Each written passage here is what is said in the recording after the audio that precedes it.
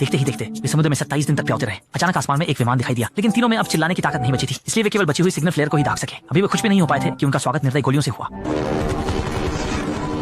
तीनों ने यह देखा और तुरंत समुद्र में कूद कर छिप गए, लेकिन समुद्र में हर जगह शार्क थी। अच्छा हुआ कि इस समय शार्क को लगी गोली से खून बहने लगा। दुश्मन ने सोचा कि उन्होंने लक्ष्य को मार गिराया है, इसलिए वे मुड़कर चले गए, जिससे वे बच गए। जब वे बचाव नौका पर चढ़े तो उन्होंने पाया कि यह पहले से ही बुरी तरह से क्षतिग्रस्त हो चुकी थी, इसलिए उन्हें एक तरफ हवा भरनी पड़ी और दूसरी तरफ पूरी कोशिश से मरम्मत करनी पड़ी। एक जरा सी चूक और वे लगभग शार्क के मुंह में चले गए।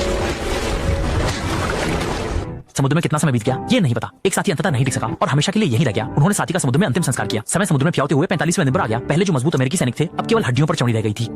जब वे मृत्यु का सामना करने के लिए तैयार हो रहे थे तभी एक विशाल काली छाया ने उन्हें ढक लिया। उन्हें लगा कि उम्मीद आ गई है, लेकिन ये नहीं सोचा था कि यह एक और गहराई है। जल्द ही उन्हें दुश्मन के युद्धबंदी शिविर में भेज दिया गया। यह स्थान उनकी कल्पना से भी अधिक क्रूर था, क्योंकि युद्धबंदी शिविर में एक जापानी कमांडर रत्नबे था, जिसे युद्धबंदी शिविर का शैतान कहा जाता था।